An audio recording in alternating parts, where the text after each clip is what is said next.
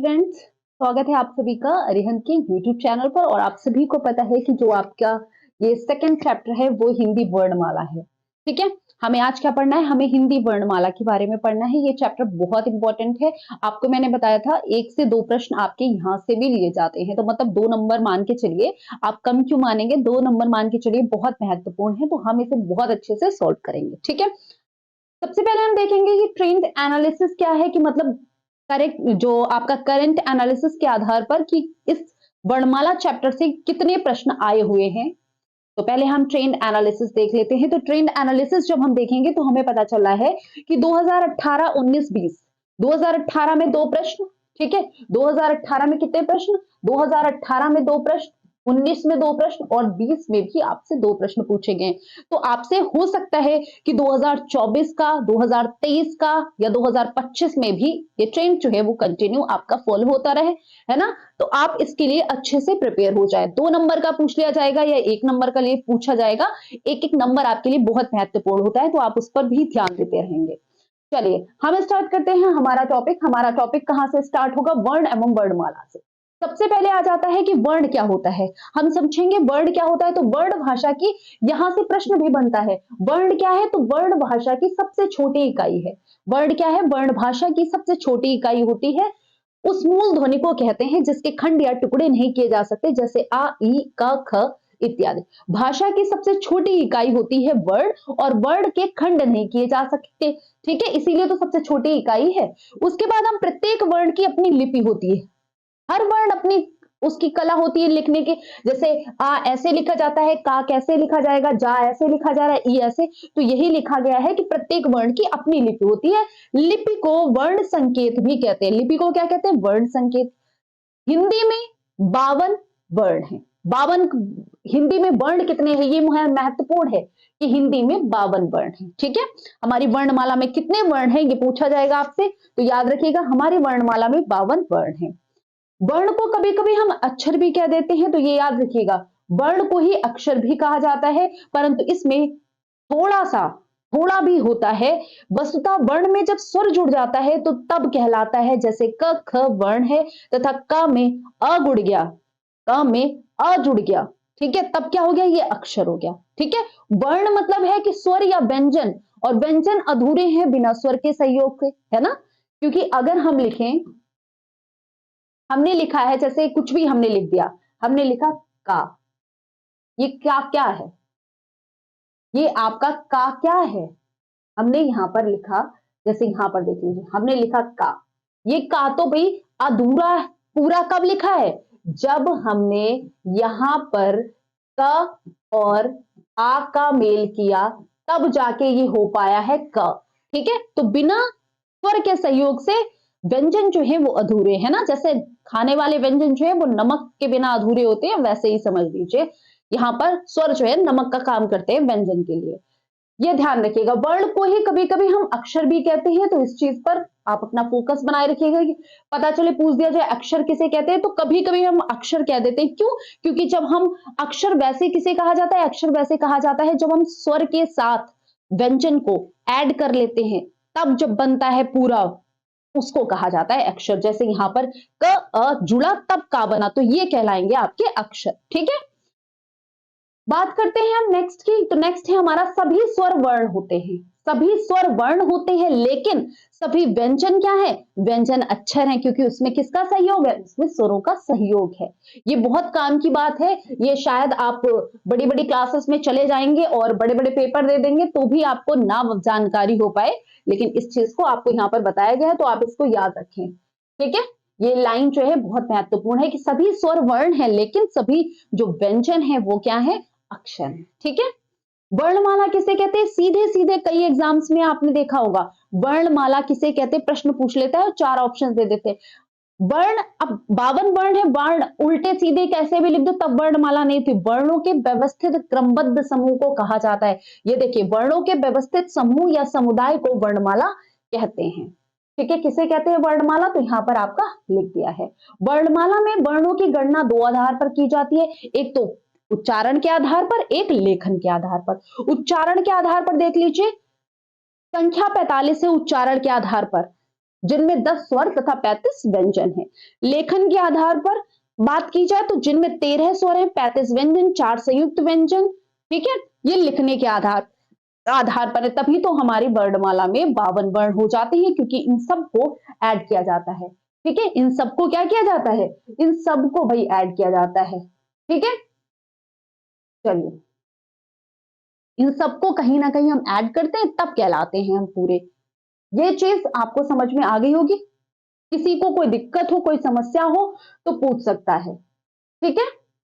क्योंकि पहली बात तो ये बुक में इतना अच्छी तरह से आपको लिखा गया है कि सब कुछ बहुत व्यवस्थित तरीके से और बहुत ही आपके एग्जाम को ध्यान में रख के लिखा गया। इनमें ऐसा कुछ नहीं है जो आप ना समझें या समझने की कोशिश ना करें, वो अलग बात है। बाकी इसमें ऐसा कुछ नहीं है जो आपको समझ में ना आए बच्चा। चलिए, इसके बाद हमने लेखन के आधार पर बात कर ली, हमने लेखन के आधार पर बात कर ली, तो लेखन के आधार पर हमें क्या समझ में आया, लेखन के आधार पर हमें यह समझ में आया कि लेखन के आधार पर वर्णों की संख्या कितनी है, लेखन के आधार पर वर्णों की संख्या कितनी है, वर्णों की संख्या 52 है। यहां पर देख लीजिए, लेखन के आधार पर वर्णों की संख्या कितनी है, तो लेखन के आधार पर वर्णों की संख्या 52 है, जिनमें 13 स्वर, 35 व्यंजन तथा 4 संयुक्त व्यंजन है। और लेखन के आधार पर ही आपको विशेष ध्यान देना है, याद रखना है। हिंदी वर्णमाला में 2 प्रकार के वर्ण होते हैं। पहला होता है आपका क्या, पहला होता है आपका स्वर, दूसरा व्यंजन। स्वर कितने हैं, तो स्वर आपके 11 होते हैं, अंगहा आपके अयोगवाह होते हैं, तो ये भी ध्यान रखिएगा। कुल 11 स्वर हैं, अयोगवाह हैं ये दोनों, इस चीज को भी ध्यान रखिएगा। आ, अंग, आहा स्वर नहीं है, ना ही व्यंजन, इन्हें अयोगवाह कहते हैं। फिर आपके आ जाते हैं व्यंजन। व्यंजन में 5 वर्ग आपको याद, यहीं से प्रश्न बनेंगे तो इसमें बहुत दिमाग लगाएंगे, क्योंकि क्वेश्चंस जब कराएंगे तो क्वेश्चंस पर कम टाइम लगे, तो इसके लिए हमें थ्योरी जो अभी आपको पढ़ाई जा रही है, फास्ट ट्रैक रिवीजन कराया जा रहा है, इसको आप ध्यान से कर लें, ठीक है। अब हम क्या करेंगे, का वर्ग में हा वर्ग, आपका का वर्ग, फिर का, च, ट, त, प, कचोटता प्यार से याद कर लीजिएगा, याद रहेगा, का, च, ट, ठीक है, क, च, ट, त, प। ये देखिए, 4 आपके वर्ग यहां हो गए, एक ये है, ये देख लीजिए, ठीक है। ये आपके व्यंजन वाला चल रहा है वर्ग। पा वर्ग, अंतस्थ व्यंजन कौन से होते हैं, ये 5 वर्ग हैं, का, च, ट, त, प, इन्हें स्पर्श, ठीक है, स्पर्श व्यंजन कहा जाता है। ये पांचों क्या है, पांचों स्पर्श व्यंजन है। इस प्रकार 25 स्पर्श व्यंजन हो गए, ये यहां पर लिखा हुआ है। अंतस्थ व्यंजन 11 अलावा होते हैं, कुल 4 होते हैं। ऊष्म व्यंजन भी आपके 4 होते हैं, शा, श, ह। संयुक्त व्यंजन भी आपके 4 होते हैं, छ, त्र, ज्ञ, श्र। छ, त्र, ज्ञ, श्रा कैसे मिलके बने हैं, ये याद रखिएगा, कई एग्जाम्स में पूछा गया है, आपसे अभी भी पूछा जा सकता है। तो ये इसके टॉपिक्स जो है जहां पर हाईलाइट किया जा रहा है, बहुत महत्वपूर्ण है, ठीक है। कुल 4 होते हैं, तो ये आपने याद कर लिया। इसके बाद हम बात करेंगे द्विगुण व्यंजन होते हैं, ड, ढ, द्विगुण व्यंजन होते हैं, तो इसको भी याद रखिएगा, ड, ढ जो है वो द्विगुण व्यंजन है। इसके बाद हम पहुंचते हैं हमारी सेकेंड जो स्लाइड है, सेकेंड हाफ पे। तो हमें क्या पढ़ना है, हमने पढ़ लिया स्वर कितने होते हैं और व्यंजन कितने होते हैं। अब हमें पढ़ना है स्वर, ठीक है। मात्रा के आधार पर स्वर भेद पढ़ने, हमें क्या पढ़ना है, हमें स्वर भेद पढ़ने, और किसके आधार पर, मात्रा के आधार पर। तो मात्रा के आधार पर स्वर बांटे गए हैं भाई आपके कितने, देखिए, मात्रा के आधार पर 3 भागों में। कौन कौन से, हास्य स्वर हो गया, दीर्घ स्वर हो गया, प्लित स्वर हो गया। हास्य स्वर को ही लघु स्वर भी कहा जाएगा, याद रखिएगा, हास्य स्वर को ही क्या कहते हैं, लघु स्वर, ठीक है। हास्य स्वर को ही लघु स्वर कहा जाता है, ये ध्यान रखिएगा। अ, ई, ऊर, इन्हें मूल स्वर भी कहा जाता है। आपसे पूछा जाए मूल स्वर कितने हैं, तो 4 होते हैं, जिन्हें लघु स्वर भी कहा जाता है, अ, ई, उ, रे। फिर उसके बाद दीर्घ स्वर, दीर्घ स्वरों की संख्या कितनी होती है, दीर्घ स्वरों की संख्या बच्चा होती है आपकी कितनी, जल्दी से फटाफट बता दीजिएगा। ये 4 हो गए, ये कितने होते हैं, 7 होते हैं। ये देख लिए, सजातीय स्वर होते हैं आ, ई, उ, विजातीय स्वर होते हैं ए, ऐ, ओ, औ, ठीक है। सजातीय स्वर इन्हें क्यों कहा गया है, क्योंकि जो छोटा आ है, 2 मिला दो तो हो जाएगा आपका बड़ा, तो ये सजातीय स्वर हैं, अपनी जाति से मेल करके बड़े हो रहे हैं, तो इसे सजातीय स्वर, ये विजातीय स्वर है। ये आ, ई के मेल से बना है ए, ठीक है। आ, ऊ के आ और ऊ का जब मेल हुआ है तब बना है आपका ओ, तो ये चीज आपको ध्यान रखिएगा, इसीलिए इन्हें विजातीय स्वर कहा गया है। दीर्घ स्वर से अधिक समय लगता है जब बोलने में, तब एक ये बनता है आपका प्लुत स्वर। ठीक है, जैसे जब हम ओम लिखते हैं तो ऐसे करके बना देते हैं यस टाइप का, तो उसे कहा जाता है प्लुत स्वर। तो मात्रा के आधार पर स्वरों को 3 भागों में बांटा गया है, लघु स्वर, दीर्घ स्वर और आपका एक क्या हो गया, प्लुत स्वर। ठीक है, कुल 11 हो गए आपके मात्रा के आधार पर। फिर हम बात करें जिह्वा के आधार पर, तो जिह्वा के आधार पर अग्र स्वर, पश्च स्वर। जिह्वा के आधार पर आपका अग्र स्वर, पश्च स्वर, मध्य स्वर। आगे वाले भाग में किसे मतलब क्या बोला जाता है, आगे वाले भाग जो है जीभ का, उससे बोला जाएगा ये ई री ए। जैसे यहां पर देख लीजिए, हमने आपसे बात की, ये आपकी बनाई हमने जीभ। ठीक है, ये हो गई जीभ, ये जीभ हो गई। ठीक है, अब हम यहां पर बात करें, ये आगे का जो भाग है, ठीक है, ये इससे ये बोले जा रहे हैं, आगे वाले भाग से अग्र स्वर। मध्य भाग से आ बोला जाता है, कटोरी ऐसी बनती है आ, कटोरी ऐसी बन जाती है, तो ये मध्य वाला भाग। पश्च स्वर से जो ये वाला भाग है, ये पश्च स्वर है, तो पश्च स्वर से क्या बोला जा रहा है, आ उ ओ।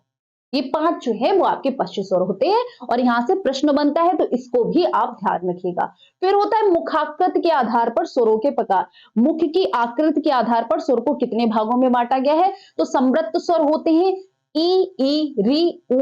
होते क्या है, तो जिनके उच्चारण में मुंह कम से कम खुले, जिनके उच्चारण में मुंह कम से कम खुले उनको समृद्ध स्वर कहा जाता है। किनको कहा जाता है, जिनके उच्चारण में आपका मुंह जो है, जिनके उच्चारण में मुंह जो है कम से कम खुले, तो उसको क्या कहा जाएगा, उसको कहा जाएगा आपका समृद्ध स्वर। ठीक है, फिर दूसरा होता है आपका विवृत स्वर। विवृत स्वर सिर्फ एक है, विवृत स्वर कौन सा, जिनके उच्चारण में मुंह ज्यादा खुलता है, तो बड़े आ को बोलने में मुंह ज्यादा खुलता है, जो कि क्या है, जो एक विवृत स्वर है और पश्च स्वर है। जीभ का पश्च भाग यहां पर प्रयोग होता है। अर्ध समृद्ध आ ए ओ, ठीक है, आ ए ओ, अर्ध समृद्ध, अर्ध विवृत ए ओ। ठीक है, अर्ध समृद्ध जिसमें मुंह जो है, जिसमें मुंह जो है कम से थोड़ा ज्यादा खुले। अर्ध विवृत जिसमें मुंह ज्यादा ना खुले, थोड़ा कम खुले। तो यही हो गया आपका, ध्यान रखिएगा, यहां पर कुछ भी गड़बड़ी करने वाला कुछ नहीं है और ना कुछ भूलने वाला है। बहुत आसान से है, आप ये बोल बोल के अगर बोलेंगे स्वर, तब भी आपको समझ में आएगा कि कौन सा हम जीभ मुंह का भाग जो है प्रयोग कर रहे हैं, जीभ जो है वो कहाँ टकरा रही है, कहाँ लग रही है, कैसी हो रही है, तो सब पता चलता है अगर आप थोड़ा सा ध्यान दे देंगे।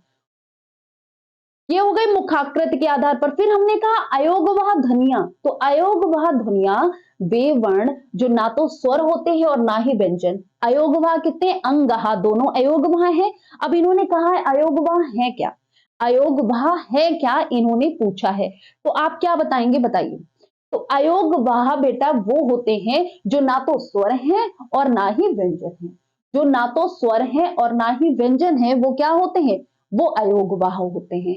इनका प्रयोग स्वर व व्यंजन दोनों में होता है, उन्हें अयोगवाह ध्वनियां कहते हैं, जैसे अंग आहा। ठीक है, अयोगवाह ना स्वर है ना व्यंजन है, इनका प्रयोग दोनों में होता है, जैसे अंगूर, ठीक है, अंगूर लंगूर, ऐसे मतलब दोनों में हो, तो वो आपके अयोगवाह है। अनुनासिक वर्ण वे होते हैं जिनके उच्चारण में वायु नाक व मुंह दोनों से निकलती है, उन्हें अनुनासिक व्यंजन कहते हैं। जैसे चंद्र की बिंदी लगी हो किसी उसमें, तो वही कहलाएंगे आपके क्या, अनुनासिक। निरनुनासिक वो होते हैं जिनके उच्चारण में वायु केवल मुख से निकलती है, मुंह से नहीं निकलती, उन्हें निरनुनासिक वर्ण कहते हैं, वर्ण कहते हैं। ठीक है, अब ओठ की स्थिति के आधार पर, अब ओठ की स्थिति के आधार पर सुर को बांटा गया है, तो आवृत्तमुखी जिनमें आ ई ए, वृत्तमुखी, आवृत्तमुखी जिसमें मतलब आपका गोल मुंह मत बने, आवृत्तमुखी। देखिए आप बोलिए आ ई उ ए, इसमें मुंह जो है ऐसे नहीं बना। अब जिसमें बोलते टाइम वो वृत्त का आकार ले ले, तो वो होते हैं वृत्तमुखी। उ ओ, इसमें मुंह हमारा गोल, होठ जो है होठ गोल बनते हैं, होठ जिसमें गोल बने वो होते हैं वृत्तमुखी, और वृत्तमुखी कौन से हुए? उ उ ओ ओ। आवृत्तमुखी जिसमें ओठ गोल मत बने वो होते हैं आ ई ए। नासिका के आधार पर तो आ ई सभी स्वर जितने हैं, जितने भी स्वर हैं वो सभी अनुनासिक है, वो सभी अनुनासिक है। इन्हें बोलने पर मुंह और नाक दोनों से हवा निकलती है तो ये बाहर आती है, तो इसे अनुनासिक कहते हैं। सभी स्वर क्या है ये याद रखना है, सभी स्वर सघोष हैं। प्रश्न बनता है सभी स्वर क्या है, तो ध्यान रखिएगा जितने भी स्वर हैं सभी स्वर सघोष तथा अल्पप्राण ध्वनियां हैं। री अल्पप्राण नहीं है, ऋण से ऋषि जो है वो अल्पप्राण नहीं है, ये भी ध्यान रखिएगा। ठीक है, बाकी सभी स्वर जो है क्या है, सघोष है तथा अल्पप्राण ध्वनि होते हैं, लेकिन ऋण से ऋषि अल्पप्राण नहीं है। दोनों इंपॉर्टेंट है, दोनों में से कुछ भी आपसे प्रश्न पूछा जा सकता है। इसके बाद हम बात करें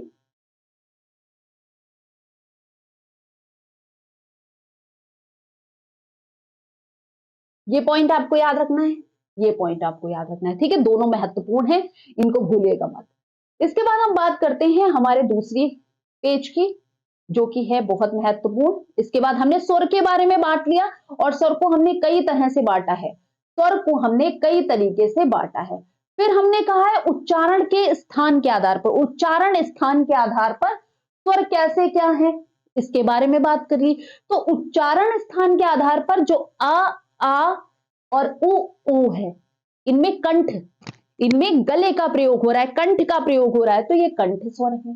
मूर्धन्य, मूर्धन्य र, जिसमें जीभ जो है ऊपर वाला, जीभ का आगे वाला जो नुकीला भाग होता है आगे वाला, ये तालु के मध्य में, तालु के मध्य में, ठीक है, छुए जाके जीभ मोड़ के पलट जाए, आगे वाली जो टिप है जीभ की वो तालु को छुए जाके और हल्की सी मुड़ के, तो वो होता है आपका मूर्धन्य। तो ऋण से ऋषि बोलते टाइम यही होता है, तो ये मूर्धन्य है। कंठ तालव्य मतलब कंठ और ताल दोनों का प्रयोग हो बोलते टाइम, उच्चारण करते टाइम, तो वो होते हैं स्वर ए। तालव्य जिनका उच्चारण करते टाइम तालु का प्रयोग हो तो वो होते हैं ई और ई। कंठोष्ठ, कंठ और ओठ दोनों का प्रयोग हो जिनको बोलते टाइम वो होते हैं आपके ओ औ। ठीक है, ओ क्योंकि ओ ये दोनों किससे मिलकर बने हैं, आ और ऊ से। आ कंठ से बोला जा रहा है, ऊ होठ से बोला जा रहा है, तो दोनों को मिला के ये हो गए कंठोष्ठ, है ना। ये तो इजी सी बात है, तो ये आपको याद रखनी है, ये इंपॉर्टेंट पॉइंट है, ये इंपॉर्टेंट है। हमने स्वर पढ़ लिया, अब हम पढ़ेंगे व्यंजनों के भेद क्या है। व्यंजनों के भेद क्या है, ये खाने वाले व्यंजनों की बात नहीं हो रही है, ये स्वर व्यंजन वाली बात की हो रही, कंसोनेंट जिन्हें हम कहते हैं इंग्लिश में, उनकी बात हो रही है। तो चलिए इनकी बात करते हैं।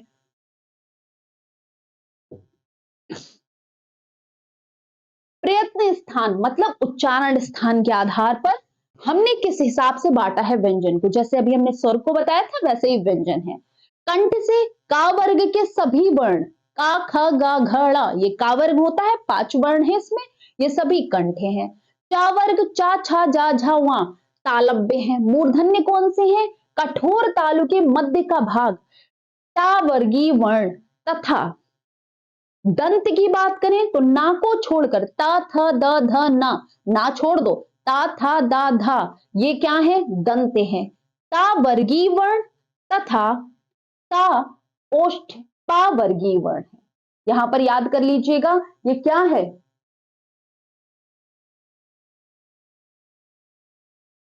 मूर्धन्य क्या है आपका, मूर्धन्य क्या है, मूर्धन्य आपका ध्यान रखिएगा,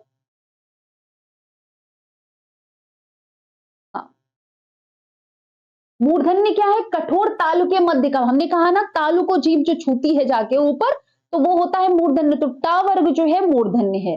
उसके बाद बात करें ना वर्ग की, कचोटता प्यार, कचोटता ता हो गया।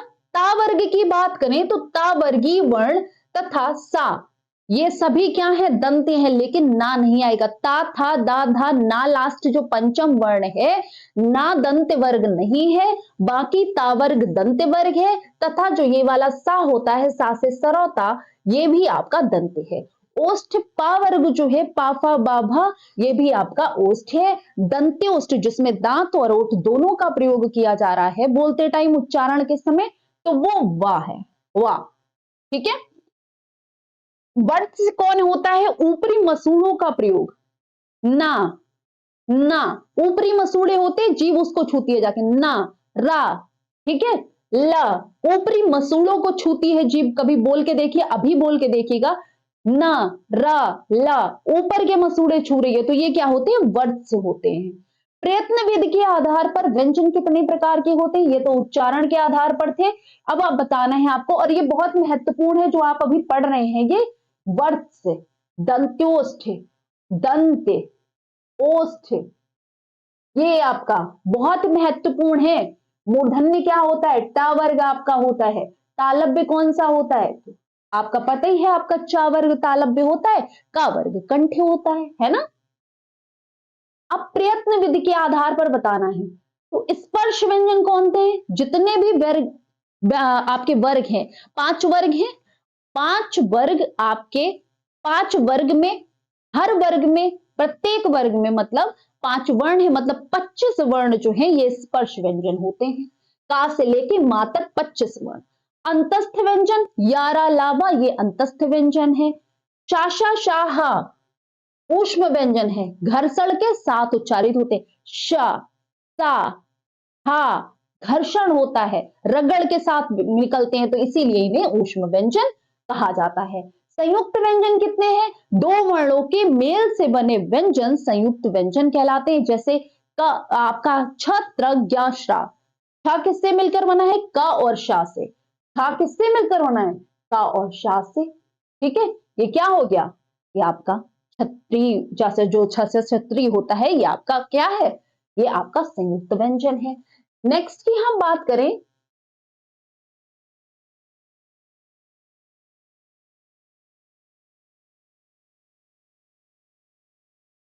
इसके बाद हम बात करें त्र की। इसके बाद हम बात करें त्र की, तो त्र किससे मिलकर बना है? ता और रा से। या किससे बना है? जा और वहां से। रा किससे बना है? श और रा से।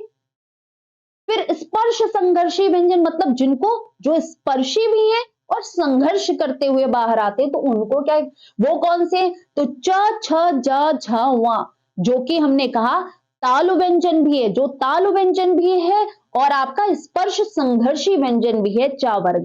चा वर्ग आपका तालव्य व्यंजन और स्पर्श संघर्षी व्यंजन भी है, ध्यान रखेंगे। ठीक है, ये आप ध्यान रखेंगे, ये आपका इंपॉर्टेंट।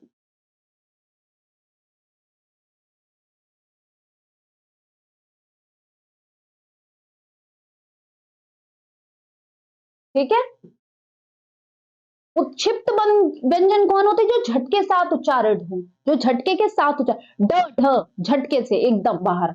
लुंठित या प्रकंपित वर्ण, उच्चारण में जीवा नीचे की ओर लुढ़के, उच्चारण में जीवा नीचे की ओर लुढ़के, तो उसे क्या कहेंगे? उत्क्षिप्त या सॉरी, लुंठित या प्रकंपित। अब कौन सा ऐसा वर्ण है आप बताइए?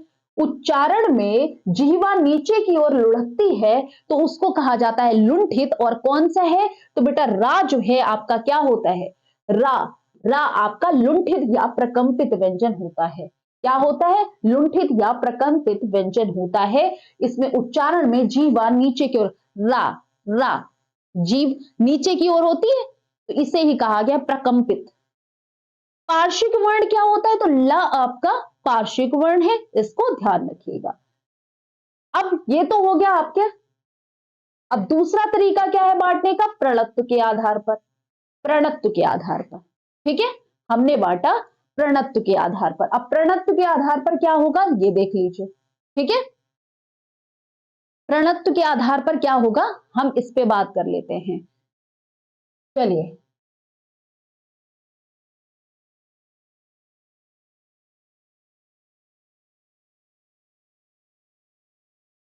हाँ, प्रणत्व के आधार पर 2 भागों में बांटा गया। जैसे सभी स्वर जो है वो अल्प प्राण है, सभी स्वर अल्प प्राण है। ठीक है, ये ध्यान रखिएगा। प्रणत्व के आधार पर अल्प प्राण व्यंजन कौन से हैं? तो वर्ग का पहला, तीसरा और पांचवा वर्ण अल्प प्राण होता है। प्रत्येक वर्ग का दूसरा और चौथा वर्ण महाप्राण होता है।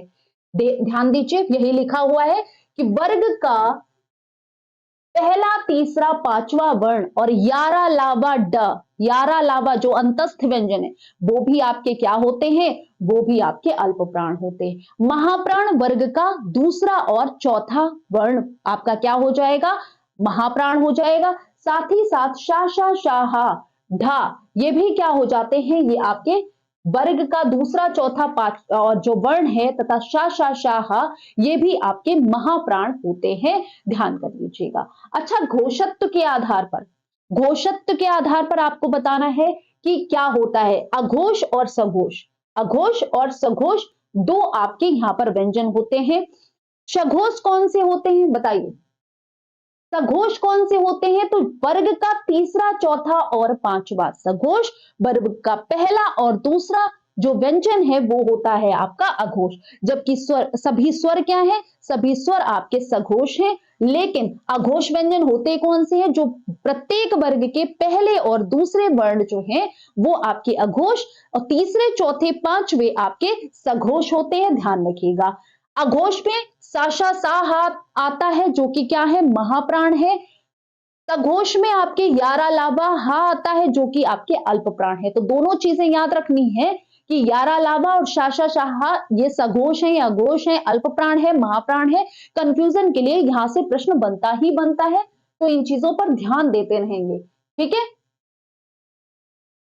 ये बहुत जरूरी चीजें हैं, बहुत जरूरी चीजें हैं जो आपको बुक में एक साथ कंपाइल करके दी गई हैं। इसके बाद हम पढ़ेंगे द्वित्व व्यंजन। द्वित्व व्यंजन किसे कहते हैं, तो एक ही व्यंजन वर्ण को दो बार प्रयोग करना। एक ही व्यंजन वर्ण को अगर हम दो बार प्रयोग करें तो उसे द्वित्व व्यंजन कहते हैं। जैसे पक्का, इसमें का दो बार प्रयोग हुआ है, अम्मा मां का दो बार प्रयोग हुआ है, ठीक है। तो ये क्या हो जाएगा, चुम्मा मां का दो बार प्रयोग हुआ है। तो जहां पर एक ही व्यंजन का दो बार, एक ही व्यंजन वर्ण का दो बार प्रयोग हो उसे द्वित्व व्यंजन कहा जाता है, ठीक है। आई होप आप समझ में आ गया होगा आपको थ्योरी बहुत अच्छे से। अब हम एमसीक्यू करते हैं, ठीक है। अब हम अच्छे से एमसीक्यू सॉल्व करते हैं। चलिए फटाफट से आ जाइए, बिना किसी देरी के हम जो है अपना क्लास स्टार्ट कर देते हैं। एमसीक्यू मतलब स्टार्ट।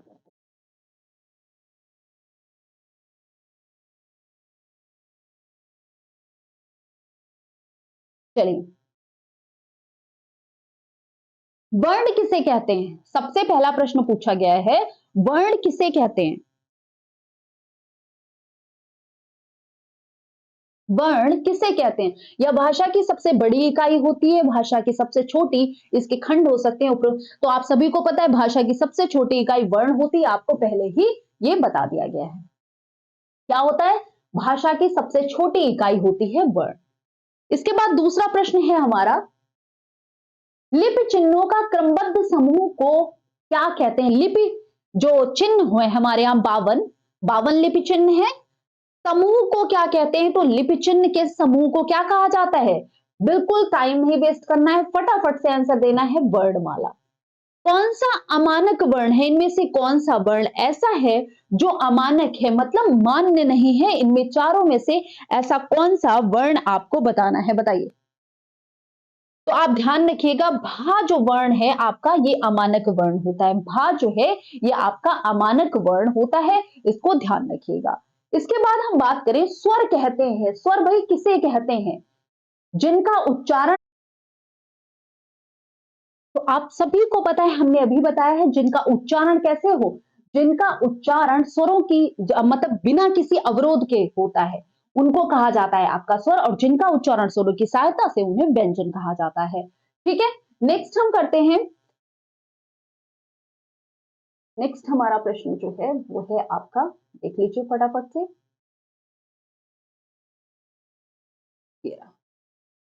बताइए। हिंदी भाषा में वे कौन सी ध्वनियां हैं जो स्वतंत्र रूप से बोली या लिखी जाती, वे कौन सी ध्वनियां हैं जो स्वतंत्र रूप से बोली या लिखी जाती हैं, तो वे वर्ण होते हैं जो स्वतंत्र रूप से लिखे या बोले जाते हैं। जबकि अगर हम बात करें व्यंजन की, तो व्यंजन बेटा स्वरों के सहयोग से बोले जाते हैं, तो यहाँ पर आपका सी ऑप्शन करेक्ट है। चा छा जा झा वहां उच्चारण होते हैं, तो आपको अभी बताया था, चा जो है बेटा तालु से, ओष्ठ से पावर्ग, दंत से तावर्ग, मूर्धा से टावर्ग, ठीक है। इसके बाद हम बात करें हमारी निम्नलिखित में से कौन सा संयुक्त व्यंजन है। संयुक्त व्यंजन कौन सा है इनमें से? तो आपको पता है सा ला धा ज्ञा, तो ज्ञा आपका क्या होता है? ज्ञा आपका संयुक्त व्यंजन होता है। ज्ञा क्या होता है? ज्ञा आपका संयुक्त व्यंजन होता है जो किससे मिलकर बना है? जो जा और वा से मिलकर बना है। किससे मिलकर बना है? ध्यान रखिएगा, जो जा और वा से मिलकर बना है। किससे? जा और वा किससे मिलकर बना है, ठीक है, ये भी ध्यान रखिएगा। हम बात करें जो हमारा अगला क्वेश्चन है, दंत्योष्ठ ध्वनियां कौन सी हैं? दंत्योष्ठ ध्वनियां, तो जिनमें दांत और होंठ दोनों का प्रयोग हो रहा है वो दंत्योष्ठ ध्वनियां है। कौन सी है? यारा, पाफा, लाबा, वाफा। दंत्योष्ठ ध्वनियां बतानी है, जल्दी से बताएं दंत्योष्ठ ध्वनियां जो है वो कौन सी है? तो याद रखिएगा व और फ की बात करें, व और फ, बोलिए व फ। दांत जो है नीचे वाले होठों को, ऊपर वाले दांत नीचे वाले होठों को स्पर्श करते हैं, ये दंतोष्ठ ध्वनियां है। ना वर्ण का उच्चारण स्थान है भाई, मूर्धा है, नासिका है, दंत है या दंत नासिका है? ना, ना बोलते हैं तो ना का उच्चारण स्थान कहां से है ये बताना है आपको। बताइए करेक्ट ऑप्शन यहां पर क्या होगा? तो आप याद रखिएगा जो दंत और नासिका से बोला जाता है, ठीक है, दंत और नासिका से बोला जाता है। आपका ना वर्ण का उच्चारण स्थान दांत और नासिका होता है। न, नाक और दांत दोनों का प्रयोग हो रहा है। नेक्स्ट की हम बात करें तो नेक्स्ट देखिए आप, निम्नलिखित में कौन सा वर्ण महाप्राण का उदाहरण है? हमने कहा अल्प प्राण और महाप्राण। अल्प प्राण प्रत्येक वर्ग का पहला, तीसरा और पांचवा वर्ण होता है, महाप्राण दूसरा और चौथा होता है। अब यहां पर महाप्राण कौन सा है? या, रा, ला, दा, ता, था, दा, ता, था, दा, पा, फा, बा, भा, पा, फा, बा, भा। भा क्या है आपका? चौथा वर्ण है। फा क्या है? जो आपका भा है वो क्या है? चौथा वर्ण है, और चौथा वर्ण क्या होता है? महाप्राण होता है। पा वर्ग का चौथा वर्ण है भा, इस वजह से ये महाप्राण है, ठीक है। नेक्स्ट हम बात करें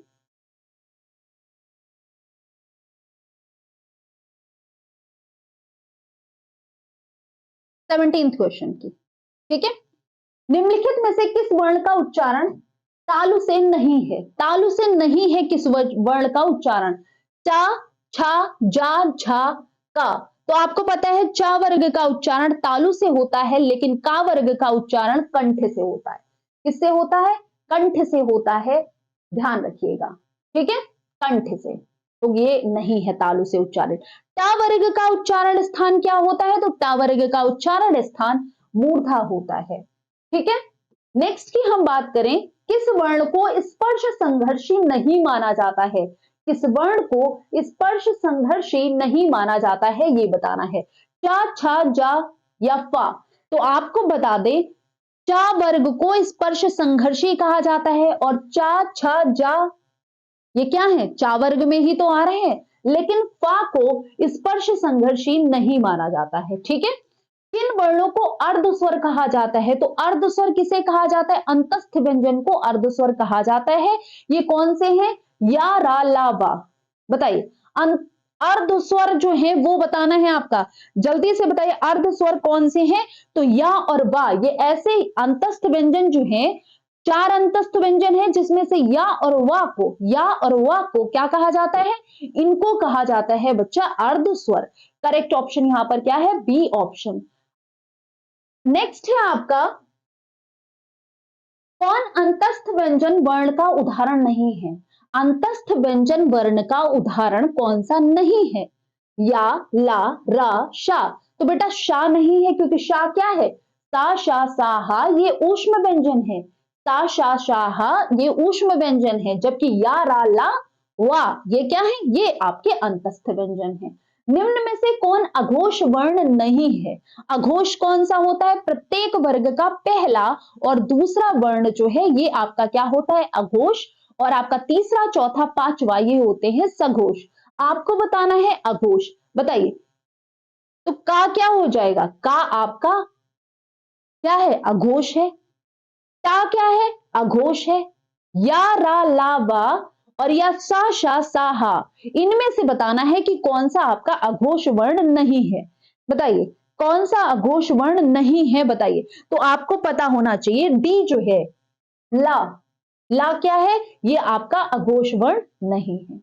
ये क्या होता है, ये आपका सघोष होता है। या रा वा, ठीक है, या रा वा, ये क्या है, या रा वा ल, ये क्या होते हैं, ये आपके सघोष होते हैं। अघोष कौन से होते हैं, सा श श ह, ये आपके सघोष होते हैं। तो ये आपका करेक्ट आंसर डी है। नेक्स्ट की बात करें, निम्न में से कौन सघोष वर्ण नहीं, अब सघोष वर्ण कौन सा नहीं है, या रा शा हा, कौन सा सघोष वर्ण नहीं है, जल्दी से बताएंगे सघोष वर्ण कौन सा नहीं है।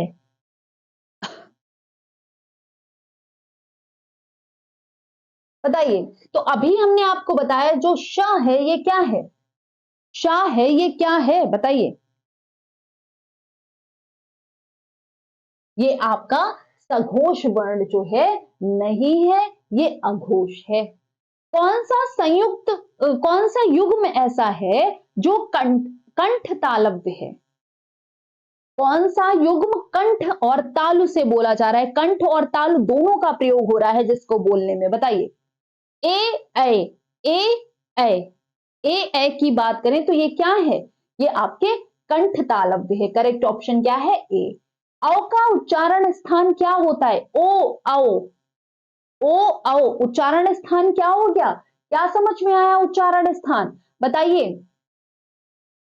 कंठोष्ठ दंत तालव्य दंत्योष्ठ, ओ औ, ओ औ, तो ये क्या है, ये कंठोष्ठ है। करेक्ट ऑप्शन क्या है आपका, ए। श का उच्चारण स्थान क्या है, जो आपका श है इसका उच्चारण स्थान क्या है, तो ध्यान रखिएगा जो ये श से षटकोण वाला श होता है इसका उच्चारण स्थान मूर्धन्य होता है। क्या हो गया, मूर्धन्य, यहां पर करेक्ट ऑप्शन हो गया।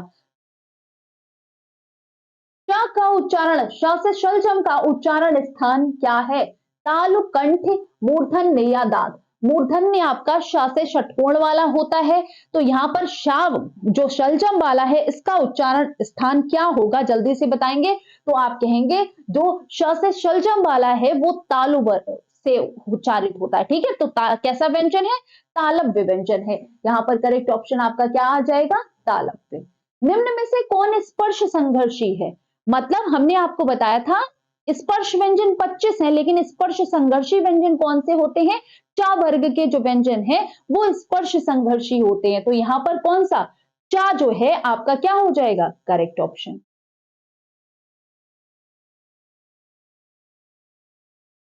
ई का उच्चारण स्थान क्या होता है, ई का उच्चारण स्थान क्या हो जाएगा ये बताना है, जल्दी से बताइए। ई का उच्चारण स्थान क्या होता है, तो याद रखिएगा ई का उच्चारण स्थान ताल होता है, तालव्य जिसे हम कहेंगे। चा वर्ग भी यहीं से उच्चारित होता है और श से शलजम भी यहीं से उच्चारित होता है। व का उच्चारण स्थान क्या होता है, तो व उच्चारित करते टाइम आप देखेंगे व ऊपर वाला, ऊपर वाले जो दांत है नीचे वाले होंठ को स्पर्श करते हैं, इसीलिए इसे दंतोष्ठ कहा जाता है। ऊ का उच्चारण स्थान क्या होता है, ऊ, तो क्या प्रयोग कर रहे हैं, ऊ, होठ का प्रयोग हो रहा है। करेक्ट ऑप्शन क्या हो जाएगा आपका, करेक्ट ऑप्शन ओष्ठ हो जाएगा। निम्न में से कौन संयुक्त स्वर का उदाहरण नहीं है, ए ओ आ संयुक्त स्वर नहीं है, तो संयुक्त स्वर कौन सा नहीं होता है ये बताइए। देखो हम बात करें ओ, तो आ ई से मिलकर बना है ए, आ ऊ से मिलकर बना है ओ, लेकिन जो बड़ा आ है ये संयुक्त स्वर नहीं होता, क्यों, क्योंकि ये अपने ही स्वर से मिलकर बना है, ठीक है, ये अपने ही सजाती में इसका वो विवाह हुआ है, समझ लीजिए, ठीक है। तो ये संयुक्त नहीं हुआ है, आ और आ दो आ मिलके बड़ा आ का बना देते हैं, तो इस वजह से ये क्या हो जाएगा आपका यहां पर आंसर हो जाएगा। नेक्स्ट देखिए,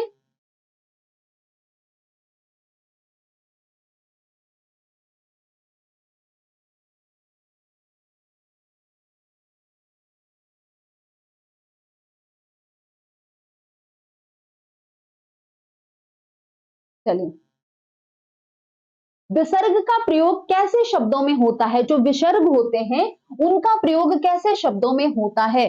फटाफट से बताइए, विसर्ग का प्रयोग कैसे शब्दों में होता है? तो यहां पर कुछ सोचना नहीं है।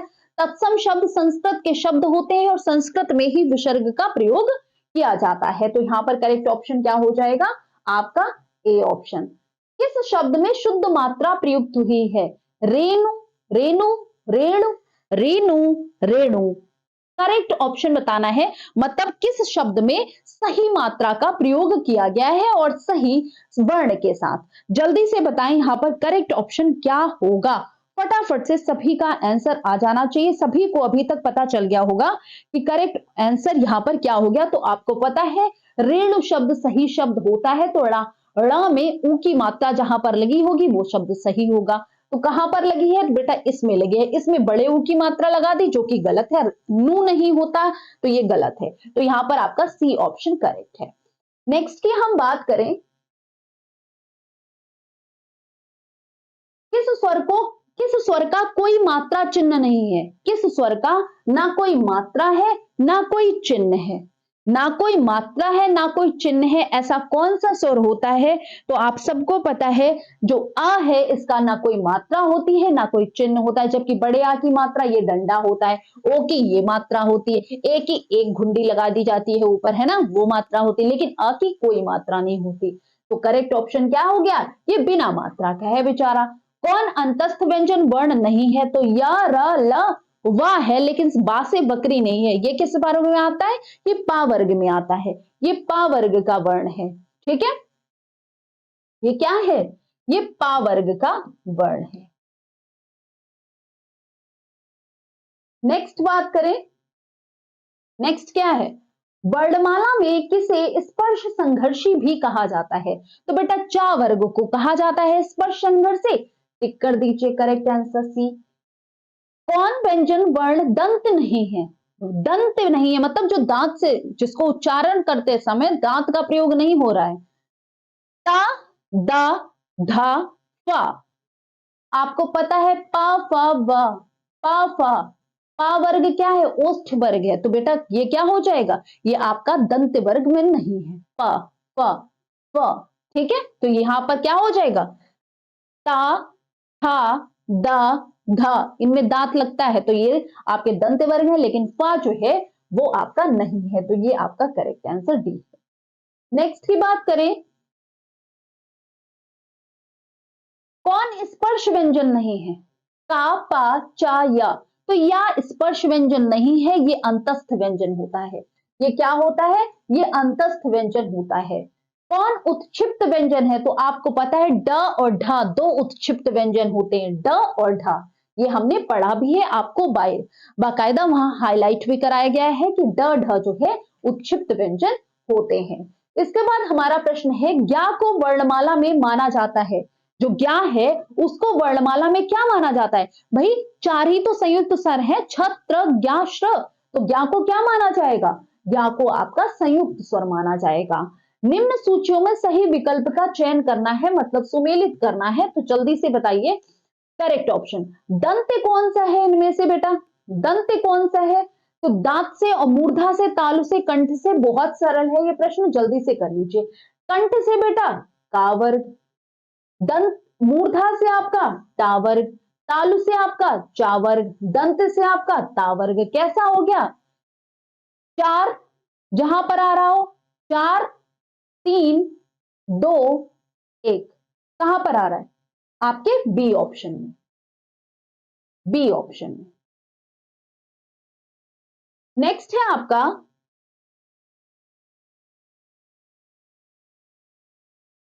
नेक्स्ट क्या है आपका?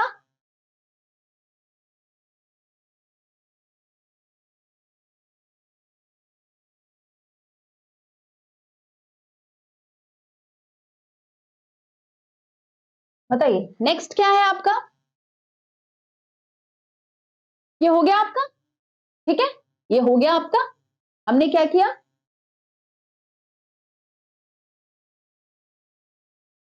चार, तीन, दो, एक हो गया। इसके बाद हम बात करते हैं हमारा क्या, कौन सा नेक्स्ट क्वेश्चन का। नेक्स्ट क्वेश्चन क्या है? ठ का निर्माण किन दो वर्णों या व्यंजनों से हुआ है? तो आपको पता है का और शा से मिलकर बना है, का और शा से मिलकर बना है। तो आप यहां पर क्या करेक्ट आंसर कर देंगे? हमारा यहां पर करेक्ट आंसर हो जाएगा का और शा। किस युग्म को अर्ध स्वर कहा जाता है? तो या और वा को कहा जाता है। हमारा ये क्वेश्चन जो है हम पहले ही कर चुके हैं, या और वा को कहा जाएगा, करेक्ट आंसर हो गया। नेक्स्ट की बात करें,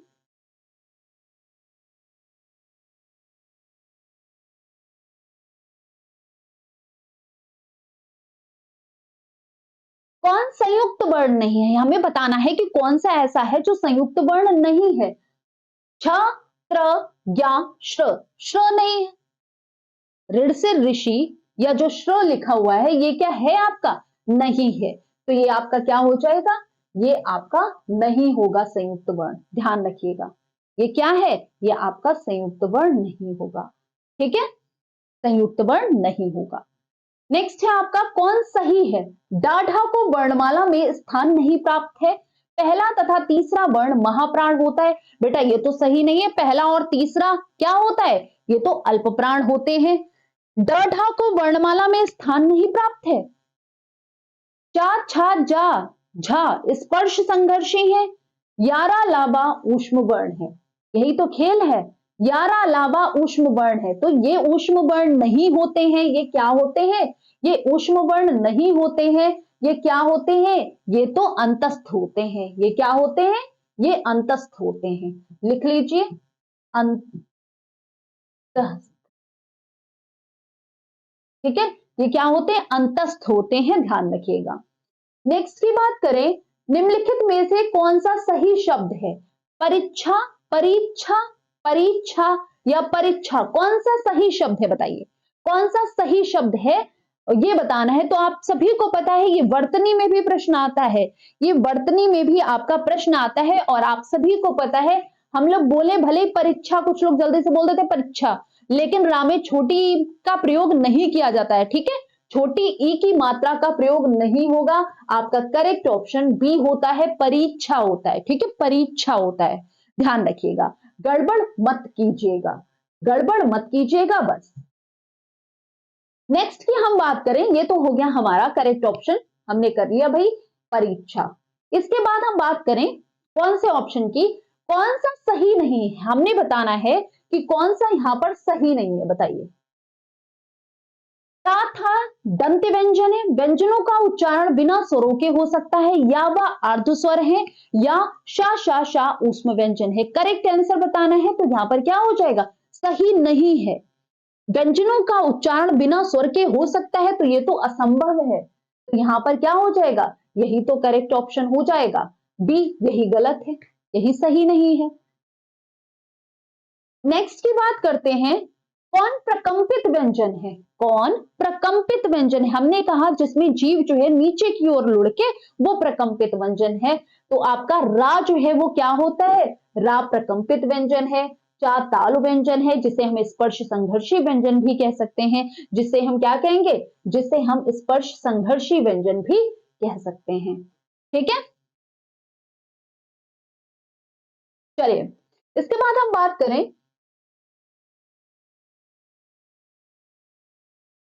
दंत्योष्ठ में उच्चारित होने वाले व्यंजन, मतलब दांत और ओंठ का प्रयोग होता हो जिनके उच्चारण में, बताइए। व, च, र, ठ। तो आप सभी को पता है व के उच्चारण में दांत और ओंठ दोनों का प्रयोग होता है। 64th क्वेश्चन करते हैं, किस वर्ण का उच्चारण स्थान कंठ नहीं है? टा, ठ, ड, ढ। ढ क्या है? उत्क्षिप्त व्यंजन है पहली बात तो, और ये क्या है? मूर्धन्य है। करेक्ट ऑप्शन आपका क्या हो गया? करेक्ट ऑप्शन आपका यहां पर आ गया ढ। हिंदी वर्णमाला में वर्णमाला की कुल संख्या, अरे वर्णमाला ही तो पढ़ रहे हैं, ये तो पहले ही पढ़ लिया, 52 है। नेक्स्ट है हमारा, कौन सी ध्वनि अंतस्थ नहीं है? तो आपको पता है 4 ध्वनियां अंतस्थ होती है, यारा, लावा। अब इसके अलावा जो बा से बकरी लिखा है, ये तो आपका क्या है? पा, फा, बा, भा ओष्ठ वर्ग है। इसको क्या करिए? यहां से टिक कर दीजिए, करेक्ट आंसर है आपका ऊष्म। आपको बताना है यहां पर ऊष्म वर्ण कौन सा है यहां पर, बताइए ऊष्म वर्ण कौन सा है यहां पर, जल्दी से बताएंगे करेक्ट आंसर। तारा फाश, कौन सी ध्वनि आपका हो चुका, ऊष्म वर्ण बताइए कौन सा है। हमने कहा सा श सा हा, ये क्या होते हैं, ऊष्म होते हैं, घर्षण के साथ बाहर आते हैं। तो यहां पर करेक्ट आंसर क्या होगा, जो आपका शा है ये ऊष्म है, ठीक है, ये शा जो है ये आपका क्या होता है, ऊष्म है, ध्यान रखिएगा। नेक्स्ट है हमारा, ऋण से ऋषि को वर्णमाला में स्थान दिया गया है, कहां पर इसको स्थान दिया गया है, तो इसको स्थान स्वर में दिया गया है, इसको स्थान कहां पर दिया गया है, स्वर में दिया गया है। कौन मूर्धन्य ध्वनि नहीं है, ट ठ ड ढ ण, अब बताइए इन चारों में से किसको मूर्धन्य नहीं कहा जाएगा, दोनों एक से है, बस बिंदी का फर्क है, बस बिंदी का फर्क है, समझ जाइए। अब बताइए मूर्धन्य ध्वनि नहीं है, तो मूर्धन्य ध्वनि नहीं होती है ड और ढ, ये जो है आपका मूर्धन्य ध्वनि नहीं है, करेक्ट ऑप्शन क्या है, डी। नेक्स्ट की बात करें, कौन मूर्धन्य ध्वनि नहीं है, हो गया हमारा, दा ध्वनि का स्थान उच्चारण के आधार पर होता है, दा ध्वनि का स्थान उच्चारण के आधार पर क्या होगा, तालु, कंठ, दंत, ओष्ठ, ता था दा धा, ता था दा धा, क्या होगा, ता था दा धा, तो ये हो जाएगा आपका दंत, दंत, ठीक है, यहां पर आपका कौन सा, बी ऑप्शन बिल्कुल करेक्ट, बी ऑप्शन क्या है आपका बिल्कुल करेक्ट है। चलिए ये हो गया, नेक्स्ट करते हैं हम,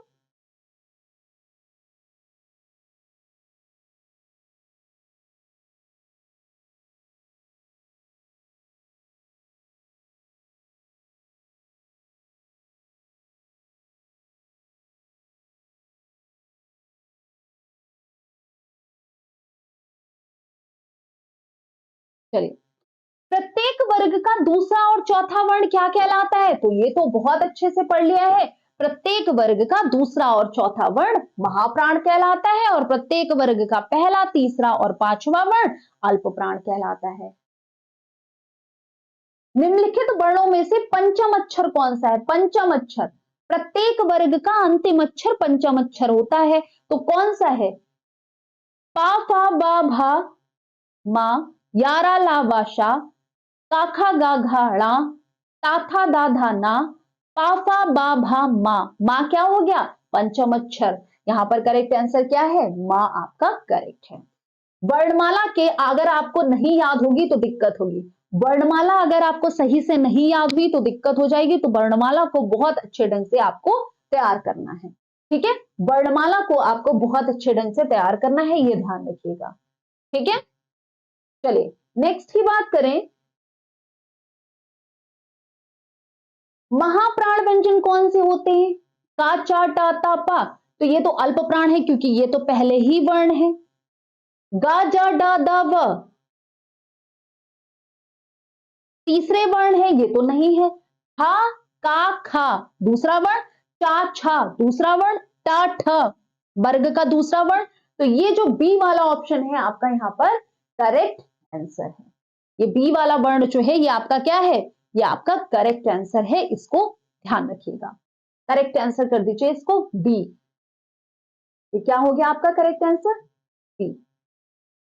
हिंदी भाषा में स्पर्श व्यंजनों की संख्या कितनी है, स्पर्श व्यंजनों की संख्या हिंदी भाषा में कितनी है ये बताइए, 22, 24, 23, 25 कितनी है स्पर्श व्यंजनों की संख्या, तो आपको पता है स्पर्श व्यंजनों की संख्या 25 है, 5 वर्ग होते हैं और हर वर्ग में प्रत्येक वर्ग में 5 वर्ण होते हैं, तो 5 गुणे 5 हो गया आपका 25, ठीक है। नेक्स्ट की बात करें, संवृत्त स्वर का उदाहरण कौन सा है, ई ओ ए च, संवृत्त स्वर का उदाहरण कौन सा है यहां पर ये बताना है, जल्दी से बताएंगे सभी, संवृत्त स्वर का उदाहरण क्या है, जो ई है, ई ई जिसको खोलने पर मुंह जो है कम खोलना पड़ता है उसको कहा जाता है संवृत्त स्वर, तो यहां पर आपका करेक्ट आंसर क्या है, ई आपका करेक्ट है, ई आपका क्या है,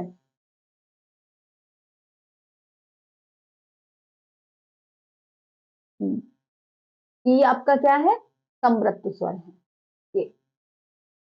नेक्स्ट की बात की जाए, चा और ता कौन से वर्ण हैं, बताइए। चा और ता जो है, चा छा जा झा, ता था दा धा, ये घोष है, अघोष है, या महाप्राण है? तो महाप्राण तो है नहीं, अयोगवाय है, क्या है? तो प्रत्येक वर्ग का पहला और दूसरा वर्ण क्या होता है, अघोष होता है। तो यहां पर आप लगा सकते हैं अघोष, बी ऑप्शन यहां पर आपका करेक्ट है। ए स्वर क्या होता है, जो ए स्वर है ये किसका प्रकार है? ए स्वर का प्रकार क्या है? ये हाश्य है, मूल है, प्लुत है या दीर्घ है? तो याद रखिएगा, मूल स्वर या लघु स्वर कितने होते हैं, 4 होते हैं, ठीक है, 4 होते हैं। कौन से? जिन्हें हाश्य स्वर भी कहते हैं, आ, ई, उ, ऋ।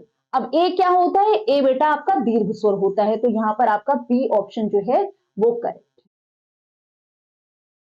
प्लुत स्वर कौन सा होता है? तो हमने कहा जो यस के आकार का होता है, जो यस के आकार का होता है वही प्लुत स्वर होता है। तो आपका कौन सा हो गया, ए ऑप्शन यहां पर आपका करेक्ट हो, ठीक है। ए आंसर जो है आपका, क्या ये ए सही होगा, क्या ये बी सही होगा, या सी? आपको पता है, हमने अभी बताया आपको यस के आकार का होता है। तो यस के आकार का यहां पर आपको कहां दिख रहा है, ध्यान रखिएगा, यस के आकार का आपको यहां दिख रहा है। तो ये क्या है, ये आपका प्लुत स्वर है।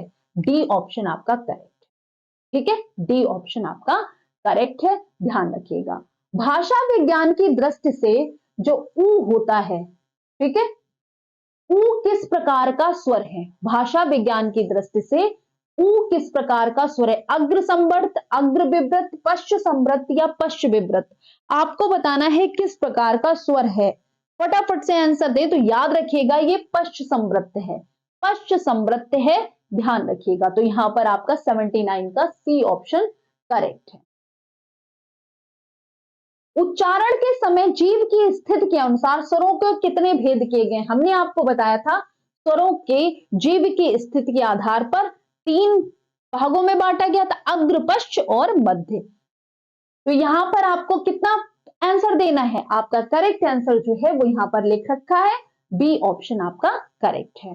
भिन्न भिन्न स्वरों के मेल से जो स्वर उत्पन्न होते हैं उन्हें क्या कहा जाता है? उन्हें संयुक्त स्वर कहा जाता है। उन्हें क्या कहा जाता है? संयुक्त स्वर कहा जाता है। जैसे आ और ई के मिलने से ए, आ और उ के मिलने से ओ, तो ये क्या कहलाएंगे? ये संयुक्त स्वर कहलाते हैं। करेक्ट आंसर आपका ए वाला ऑप्शन है। नेक्स्ट की बात करें, हिंदी वर्णमाला में अंग और आहा क्या है, बताइए। अंग और आहा जो है ये अयोगवान है, ये आप सभी को पता है, बहुत बार आपको बताया जा चुका है। तो ये तो अयोगवान है। री स्वर नहीं है, कृपा, दृष्टि, रिवाज, कृष्ण। तो री स्वर कहां नहीं है? डी ऑप्शन में नहीं है, इसमें ऋण से ऋषि का कहीं कोई प्रयोग ही नहीं है। नेक्स्ट की बात करें, कौन स्वर नहीं है, बताइए। आ, ए, उ, वा, कौन स्वर नहीं है? तो बेटा डी वाला ऑप्शन जो है वो आपका स्वर नहीं है, ये तो आपका व्यंजन है। ये क्या है? ये तो आपका व्यंजन है, ध्यान रखिएगा। नेक्स्ट बात करते हैं हम, जो नेक्स्ट क्वेश्चन है हमारा, देखिए ये सभी जो क्वेश्चंस हैं मैंने आपको करवाए हैं, ठीक है, और बहुत अच्छे से समझाने की कोशिश भी की है कि आपको बहुत अच्छे ढंग से समझ में आ जाए, ठीक है, आपको बहुत अच्छे ढंग से समझ में सारे क्वेश्चंस जो है आ जाएं। अब हमने थर्ड साइड के क्वेश्चंस जो हैं वो स्किप कर दिए थे, अब हम थर्ड साइड के क्वेश्चंस को भी साथ में लेते हुए करते हैं। चलिए,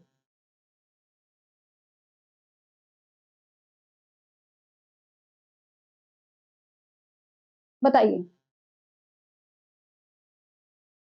वर्तस्य व्यंजन कौन सा है? वर्तस्य व्यंजन, न, ल, र, ये सभी वर्तस्य व्यंजन कौन सा होता है ये बताना है आपको। तो आप क्या बताएंगे? तो ध्यान रखिएगा, न, ल, र, ये सभी आपके वर्तस्य व्यंजन होते हैं, ठीक है। तो आप यहां पर करेक्ट ऑप्शन क्या करेंगे? आप यहां पर करेक्ट आंसर करेंगे डी।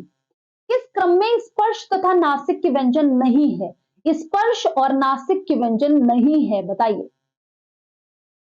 जल्दी से बताएंगे। स्पर्श और नासिक की व्यंजन किस क्रम में नहीं है? तो जल्दी से फटाफट बता दें, आप क्या कहेंगे? जो आपका या, रा और शाह है, ना ये नासिक के है और ना ये स्पर्श है, ठीक है। ये ऊष्म और कैसे? ये ऊष्म और अंतस्थ व्यंजन है यहां पर, तो इस चीज को ध्यान रखेंगे। नेक्स्ट की बात करें, फ का उच्चारण स्थान क्या है? फ का पा फ ब भ, पा का उच्चारण स्थान जो होगा वही फा का उच्चारण स्थान होगा। तो क्या है? प फ ब भ, फ, फ ओठ है। ठीक है, क्या है जल्दी से बताएंगे? होठ है। ठीक है, तो यहां पर आपका सी ऑप्शन। धा का उच्चारण स्थान क्या है? बताइए। चा छा जा झा, ता था, ता था दा धा, क्या हो गया? ता था दा धा, जल्दी से बताएं। बेटा दांत नहीं प्रयोग हो रहे, दांतों का प्रयोग हो रहा है। तो यहां पर करेक्ट ऑप्शन क्या है? डी ऑप्शन यहां पर आपका करेक्ट है। प्रयत्न के आधार पर रा व्यंजन को किस कोटि में आता है? ये प्रकंपित व्यंजन है। र प्रकंपित व्यंजन है। करेक्ट ऑप्शन क्या है आपका? प्रकंपित। कौन ऊष्म व्यंजन नहीं है? ऊष्म व्यंजन कौन सा नहीं है बताइए? तो आप याद रखिएगा, स श स ये ऊष्म व्यंजन है, जबकि रा क्या है? रा आपका अर्धस्वर, अर्धस्वर है, प्रकंपित व्यंजन है। और रा को क्या कहोगे? रा आपका अंतस्थ व्यंजन है। ठीक है, या और वा जो है ये आपके अर्धस्वर होते हैं, ये आपके अर्धस्वर हैं, या और वा। ध्यान रखिएगा, ये बहुत जरूरी टॉपिक्स हैं जो आप हल्के में ना लें। कौन सा वर्ण ओष्ठ नहीं है? ओठ से कौन नहीं बोला जा रहा है? पाफा बाभा, पाफा बाभा मा, ताथा दाधा ना, ना बिल्कुल भी ओष्ठ नहीं है बच्चा, ना बिल्कुल भी ओष्ठ नहीं है। कौन असत्य है? ता ओष्ठ व्यंजन है, श ऊष्म व्यंजन है, प ओष्ठ व्यंजन है, छ संयुक्त व्यंजन है। ता ओष्ठ व्यंजन नहीं, ता दंत व्यंजन है। क्या है? ता दंत व्यंजन है। तो ए वाला वही असत्य है। चा वर्ग है, चा वर्ग बेटा तालव्य है। क्या है ये? तालव्य है। कौन पार्श्विक वर्ण है? या र ल व कौन सा पार्श्विक वर्ण है ये बताना है आपका। जैसे प्रकंपित, लुंठित, और लुंठित को ही पार्श्विक कहा गया है। तो कौन सा है जल्दी से बताएंगे तो आप सबको पता है, ला जो होता है क्या होता है? लुंठित या पार्श्विक व्यंजन होता है। ध्यान रखिएगा, ला करेक्ट आंसर है। कौन सा सही है?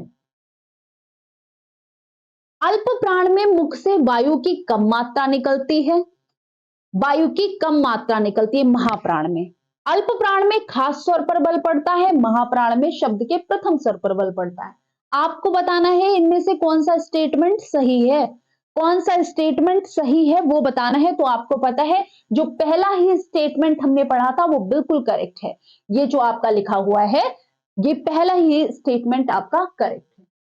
अल्प प्राण में मुख से वायु की कम मात्रा निकलती है, ये आपका स्टेटमेंट बिल्कुल सही है। बाकी सारे स्टेटमेंट गलत लिखे हुए हैं। कौन महाप्राण नहीं है? बताइए। महाप्राण नहीं है, हमने कहा प्रत्येक वर्ण का, प्रत्येक वर्ग का दूसरा और चौथा वर्ण महाप्राण है। इसके अलावा कौन सा महाप्राण नहीं है ये बताना है। बताइए। महाप्राण नहीं है वो बताना है आपको। बताइए। तो पा वर्ग का भाई पहला ही वर्ण महाप्राण कैसे हो सकता है? ये तो अल्प प्राण होगा। ये क्या है? ये अल्प प्राण है। साथ ही साथ जो आपका श श शा हा होता है ये ऊष्म व्यंजन, ये क्या होते हैं? ये भी आपके महाप्राण होते हैं। ठीक है। कौन एक अल्प प्राण ध्वनि है? अल्प प्राण ध्वनि कौन सी है? बताइए। क ख ग घ, ता था दा धा, कौन सा अल्प प्राण ध्वनि है ये बताइए। तो का आपका अल्प प्राण ध्वनि है, क्योंकि प्रत्येक वर्ग का पहला, तीसरा और पांचवा वर्ण अल्प प्राण होता है। यहां पर का आपका करेक्ट है। नेक्स्ट की बात करें, कौन सा सही शब्द है? पुरुष कहां सही लिखा हुआ है? तो पुरुष आपका कहां सही लिखा हुआ है बात की जाएगी तो पुरुष आपका बी वाला ऑप्शन सही लिखा हुआ है। पुरुष की वर्तनी मात्रा वर्ण कहां पर सही है? बी वाले में। का और ए मिलकर क्या हो जाएंगे?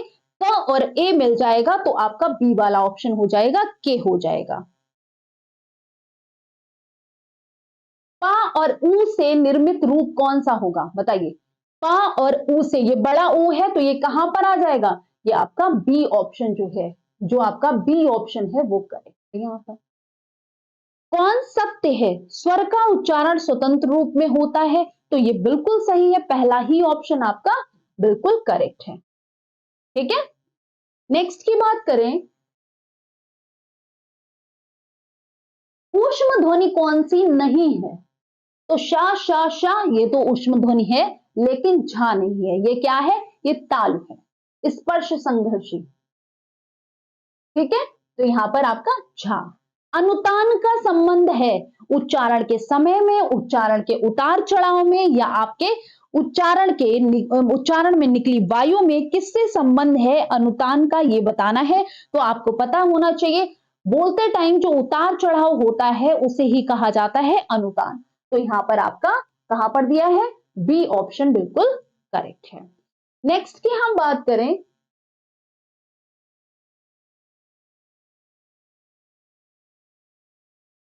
जिनके उच्चारण में दीर्घ स्वर से भी अधिक समय लगता है वे क्या कहलाते हैं? दीर्घ स्वर से भी अधिक समय किसमें लगता है? प्लुत स्वर में लगता है। तो यहां पर बी ऑप्शन आपका करेक्ट है। स्वर किसका भेद है? संधि का, वर्ण का, लिंग का, या समास का? तो स्वर बेटा वर्ण का प्रकार होता है स्वर, तो यहां पर सी ऑप्शन। नेक्स्ट की बात की जाए, मात्रा के आधार पर स्वर कितने प्रकार के होते हैं? स्वर 3 प्रकार के होते हैं, हास्य स्वर, दीर्घ स्वर और प्लुत स्वर। तो यहां पर करेक्ट आंसर क्या हो जाएगा? आपका 3 ऑप्शन बिल्कुल करेक्ट है। हिंदी भाषा में हास्य स्वरों की संख्या कितनी है? हास्य मतलब लघु स्वर कितने हैं? 4 हैं, आ, उ, ई और आपका ऋढ़ से ऋषि। आपके करेक्ट आंसर क्या करेंगे? 4। उच्चारण स्थान की दृष्टि से कौन सा विकल्प शुद्ध है? उच्चारण स्थान की दृष्टि से कौन सा विकल्प जो है वो शुद्ध है?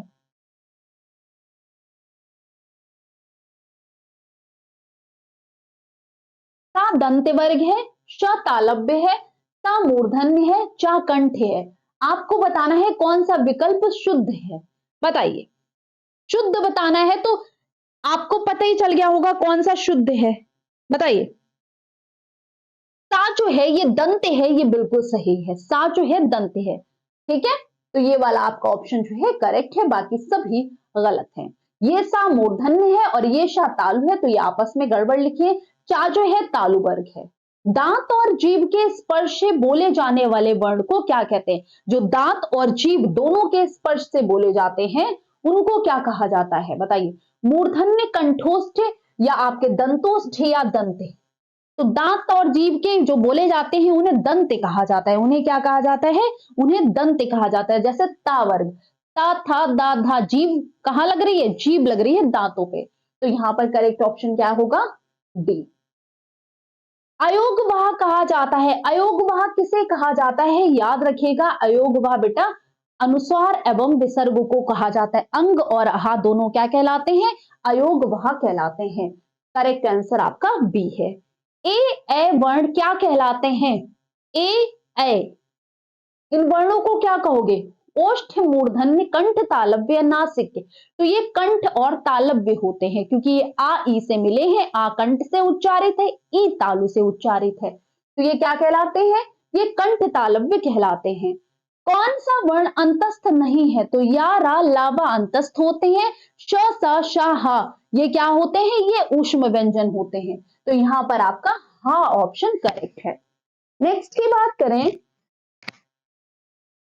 वे ध्वनियां जो स्वरों की सहायता के बिना उच्चारित नहीं हो सकती वे बेटा व्यंजन कहलाती हैं, जो बिना स्वरों की सहायता से उच्चारित नहीं हो सकती। चा वर्ण क्या होता है? केवल हिंदी में आता है, केवल अवधि में आता है, केवल संकर शब्दों में आता है, यह आपका दे रखा है केवल संस्कृत शब्दों में आता है। सा वर्ण जो है आता किसमें है? यहां पर ये पूछा जा रहा है, तो आपको पता है केवल संस्कृत शब्दों में आता है साशे सटमोड़ वाला शब्द जो कि मूर्धन्य है। ठीक है, तो यहां पर करेक्ट ऑप्शन क्या है? डी लगेगा।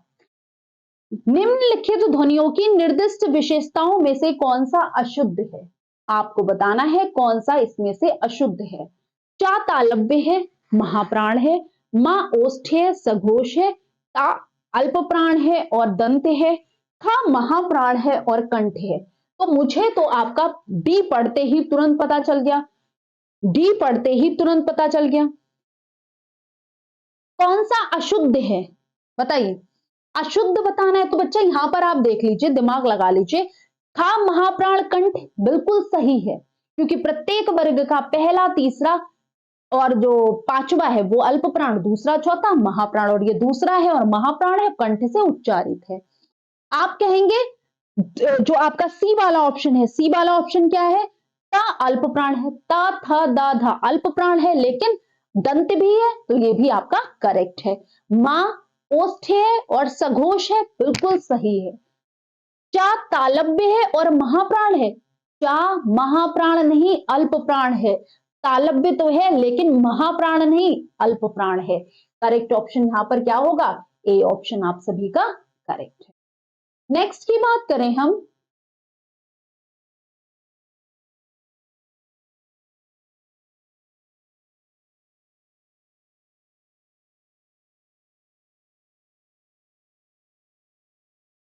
ये हमारे आए हुए हैं, ठीक है, प्रीवियस ईयर क्वेश्चन है जो यूपी कांस्टेबल में पूछे जा चुके हैं, उनकी प्रैक्टिस करते हैं कि किस तरीके से प्रश्न आए थे। नासिक के व्यंजन इनमें से कौन सा है, न ढ च श, तो तुरंत पता चल गया होगा ना जो है वो क्या होता है आपका नासिक के व्यंजन होता है। यहां पर करेक्ट ऑप्शन क्या है, ए ऑप्शन। हास्य व दीर्घ इनमें से किसके प्रकार हैं, तो ये स्वर के प्रकार होते हैं। मात्रा के आधार पर स्वर को तीन प्रकार से बांटा गया है, हास्य, दीर्घ और प्लुत। करेक्ट ऑप्शन क्या है, स्वर। नेक्स्ट है आपका, कौन सा ऊष्म व्यंजन है बताइए, ऊष्म व्यंजन कौन सा है, तो श श श ह ये क्या होते हैं, ऊष्म व्यंजन होते हैं। तो यहां पर करेक्ट ऑप्शन क्या है, सा है। या आपका अंतस्थ व्यंजन है, पा आपका ओष्ठ है, ता आपका मूर्धन्य है। नेक्स्ट है आपका, चार विकल्पों में से सही विकल्प चुनना है आपका।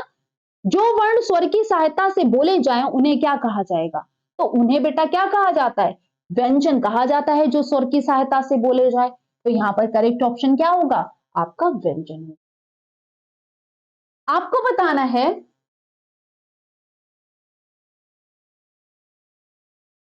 निम्नलिखित प्रश्नों में चार विकल्पों में से उस सही विकल्प का चयन करें जो बताता है कि व्यंजन को स्वर रहित दिखाने के लिए किस चिन्ह का प्रयोग किया। स्वर रहित दिखाने के लिए हम इसमें नीचे हलंत लगा देते हैं। इतना सरल प्रश्न पूछा गया था बताइए 2019 में, तो ये सब आप कर ले जाएंगे। अरिहंत ने आपके लिए बहुत अच्छे से बुक डिजाइन की है, अगर आपने इसको अच्छे से पढ़ लिया हिंदी में आप पूरे में से पूरे नंबर ले आएंगे, ठीक है। यहाँ पर सी ऑप्शन आपका करेक्ट है। नेक्स्ट देखिए,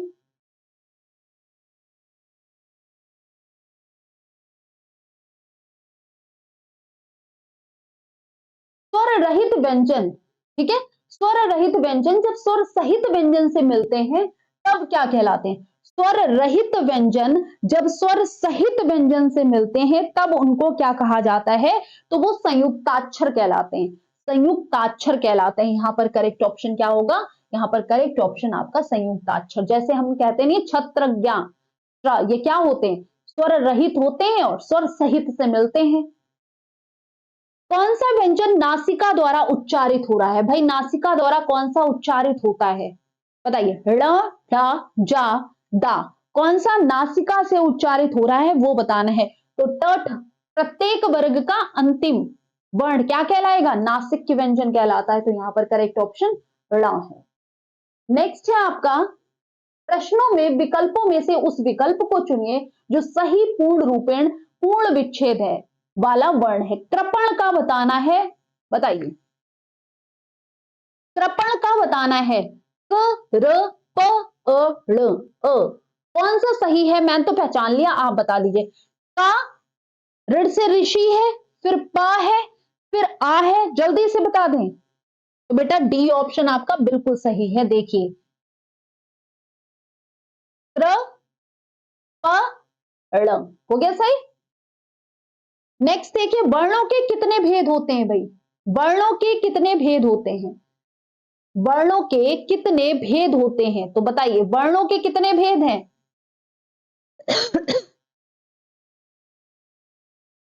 वर्णों के दो भेद हैं, स्वर और व्यंजन, स्वर और व्यंजन वर्णों के दो भेद हैं। यारा लावा किस प्रकार के व्यंजन है, तो यारा लावा आपके अंतस्थ व्यंजन है। क्या होते हैं, ये आपके अंतस्थ व्यंजन होते हैं। फटाफट टिक करिए। शब्द की सबसे छोटी इकाई क्या कहलाती है? बताओ, 2018 में पूछा गया, वर्ण कहलाती है। शब्द की सबसे छोटी इकाई क्या कहलाती है आपका? बताइए, क्या कहते हैं इसको? वर्ण कहते हैं। यहां पर फटाफट से वर्ण ऑप्शन लगा दीजिए टिक। नेक्स्ट की बात करें,